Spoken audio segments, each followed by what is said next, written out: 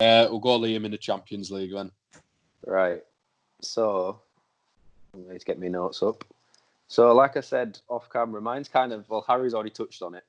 And we've said a bottler is someone or a team or whatever, where they've been in a position to win it.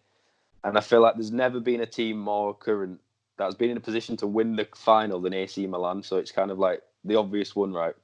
So we all know it was they were 3-0 up at half time. So I've done a bit more digging to try find out a bit more, try see if it was as big a bottle as it said.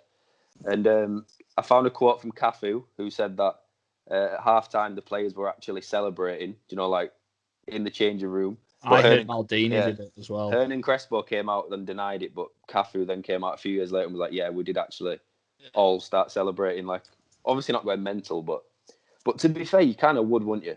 Yeah. They put the shirts on, didn't they? The Champions League winners shirt. That's why we wouldn't swap shirts at the end, or none of them took the shirts off because apparently they had them underneath, and it was like, what the fuck? Yeah. So, and I feel like no one can really disagree with that. The Liverpool team, the quality was nowhere near AC Milan's. It was awful. So I've done a bit of background into the season they had in the Champions League. So Liverpool finished 5th in the Premier League that year. They only reached the knockouts after a final day group day win against Olympiacos, and then they only qualified on goal difference in the group. When the group was Monaco, Liverpool, Olympiacos, and Deportivo, and to only finish on goal difference second, I think is quite poor. They lost to Burnley in third round FA Cup that year, which Jimmy Traore stuck the ball in back of his own net.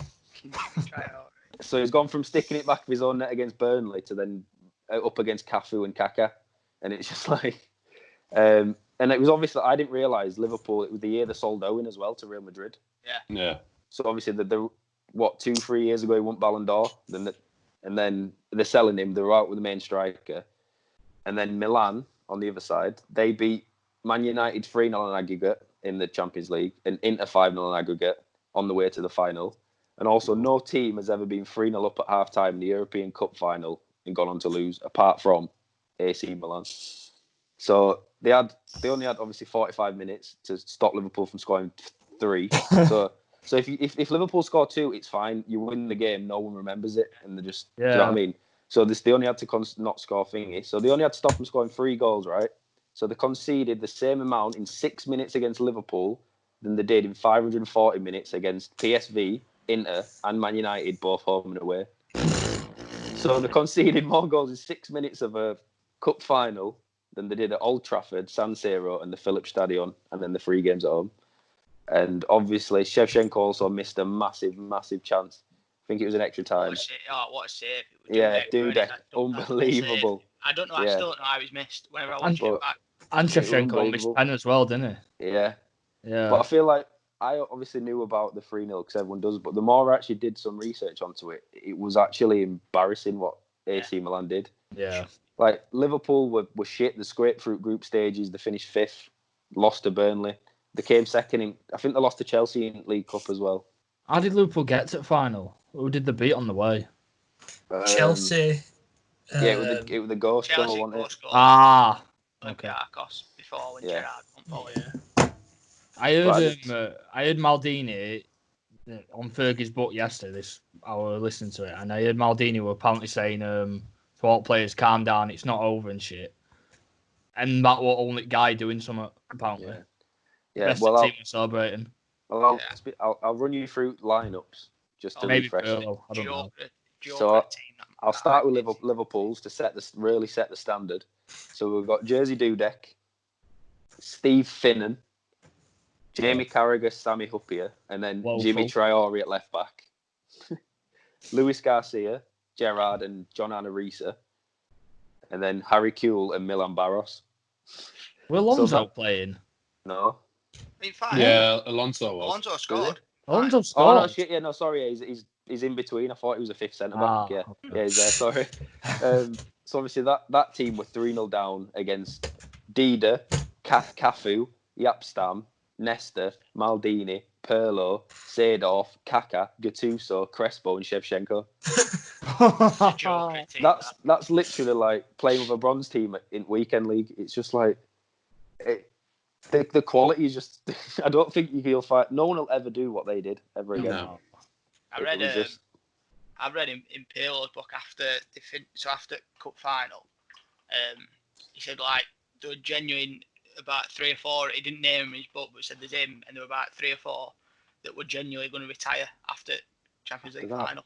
Yeah, it would proper do you in, wouldn't it? He said that they couldn't, like, he didn't want to kick a ball anymore. They all felt sick whenever they even thought about football.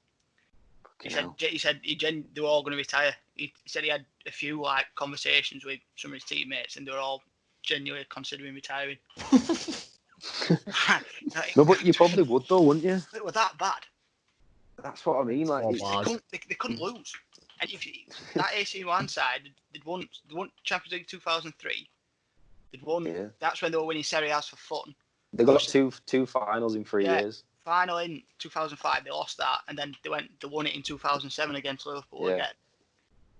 But fucking hell. But like I said as well, to not they didn't concede a single goal right against Inter home and away, and Man United home and away. With Carlo. Ancelotti. Yeah. So imagine playing them 6 games, not conceding. They conceded 3 against PSV, but obviously that's the same amount they conceded against Liverpool. It's just unbelievable. Like it was just mental. Like, I remember watching it, but you don't realise how big it was. Yeah. It's unbelievable. The 2007 Liverpool team was better as well, and AC Milan was worse. Liverpool was Reina, Finnan, Carragher, Agger, Risa, Pennant, Alonso, Mascherano, Zenden, didn't know that. Gerrard and Coit. But to be fair, I don't know, is that better? He set up. Should have played. Should have started Crouch. Yeah. Yeah, wasn't he? Crouch instead of Dirk. He mentioned that, didn't he, on his podcast? That he got told he wasn't playing, and it was no one really understood why. He tried to play I don't know why. I think he kind of looked like Liverpool just wanted to stop AC Milan. Might have feared from what happened last time. They didn't want to be 3-0 down inside 20 minutes again. Yeah. Well, they were 1-0 down after 1 minute, weren't they? Yeah, but they, I think they just wanted to fucking stop them from playing rather than try and play the centre. That's why they lost in the end. Because Dirk Kuyt's not a striker. Never has been. AC Milan's lineup as well was Dida, Oddo, Nesta Maldini, Jankulovski, Gattuso, Pirlo, Ambrosini, Seedorf, Kaká and Inzaghi. Inzaghi were born offside. So I think both teams weren't really like in that second final. That AC Milan midfield. Pirlo. Like you'd be happy if Ambrosini got sent off and you'd still back your team to be comfortable in midfield. Yeah. You wouldn't be bothered. So I think with the 2005 final, I think people put it down to 2 things: greatest comeback of all time, or like you said, Bottlejobs. Yeah, that's the point. That's the thing, isn't it? Yeah, like, it's always been called a comeback. But yeah, no one ever touches on it a bottle, do they? I think it's a proper big bottle. You're 3-0 at half time. What are you doing against the bang average Liverpool side? When you think about it, AC Milan it were never really out of control. They were never behind in game. No. Yeah. It's not like they'd scraped 3 goals and Liverpool battered them. They were 3-0 up. Fair enough, Liverpool brought it back. Liverpool never got in front. They had all their extra time, and then they had pens to still win game, and they still couldn't see it through. I know it's different, obviously, when you've gone from 3-0 down back to 3-all, and momentum's all changed, and your heads are probably all over shot. They've still got half an hour in penalties. Yeah. So for me, it's a massive bottle job. Credit to Liverpool, though. Oh, massive credit to Liverpool. But it's still tough because I've never looked at it from a bottle job point of view. It's always just been the greatest comeback, hasn't it? Yeah. But the more you think about it, AC Milan should never, ever have lost that game. No. I think it's like... Right, shall I tell you the difference in substitutions as well that came on? All right, so Vladimir Smica came on for Harry Kewell, yeah.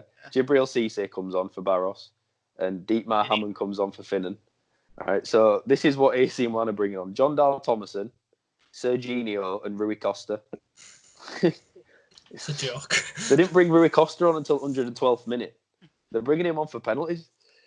Jesus, it's unbelievable. I think as well, like looking at it, I think like you were saying, you've never looked at it from the bottle job point of view.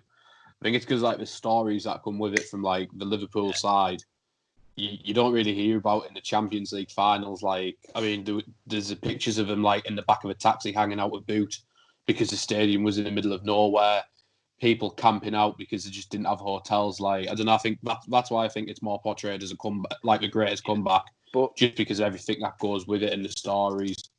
Do we wonder if that's just the English point of view? I wonder if it's different in Italy. I wonder if it's portrayed as a bottle. Italy, it's probably I doubt they're like, oh, look at Liverpool. This English team came to Italy and did what they want in Italy, but Turkey. Yeah.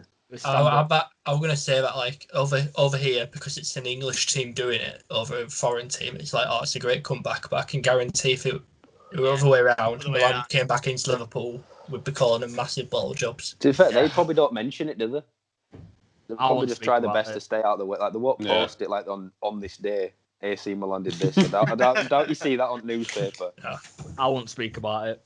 To be fair, I only saw it as a bottle job when I started to understand football more as I got older. When I was a kid, I stayed up to watch it, like, kept falling asleep at school day after.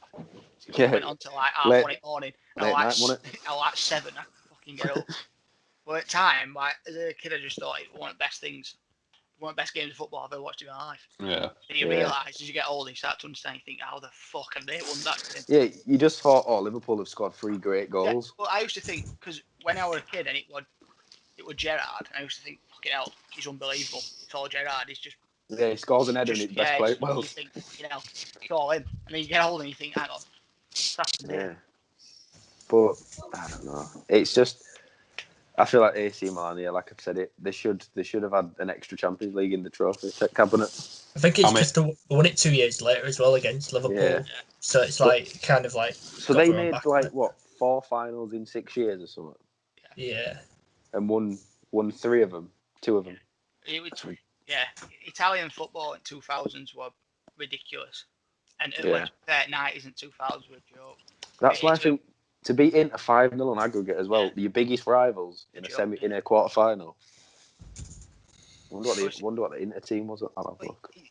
You know it's good because in Italy won World Cup in 2006. That's 2005. Yeah. A chunk of AC Milan side that played in 2003 final, 2005 final. They won World Cup in 2006, and then they won Champions League in 2007. There's a chunk of players that played through all 4 cup finals. Was that their last win as well, 2007? Yeah. Liverpool have had just season gone. Yeah. So what are Milan on? What? How many altogether? Champions League. 7. And Liverpool are what? 6 or 5? I don't know. 6, innit? I thought Stop talking about it. I was not the way they go on, but I thought just the way it's like the press have gone on as well is that Liverpool were had the all-time record for European Cups. Real Madrid 13. But Madrid. There's about 7 of them which are very controversial, which I think we'll discuss in a conspiracy episode. Yeah. The full 50s, I think we won 5. Won 5 in the 50s. Was it 4 in the 50s? Didn't they win Leeds 5 in a row or something? Yeah, 5. Well, they won 56 through at 60. Won 3 in a row just recently. Yeah. Yeah, but CR7. Yeah, dropping 2 out of 10s in finals. I was waiting for that.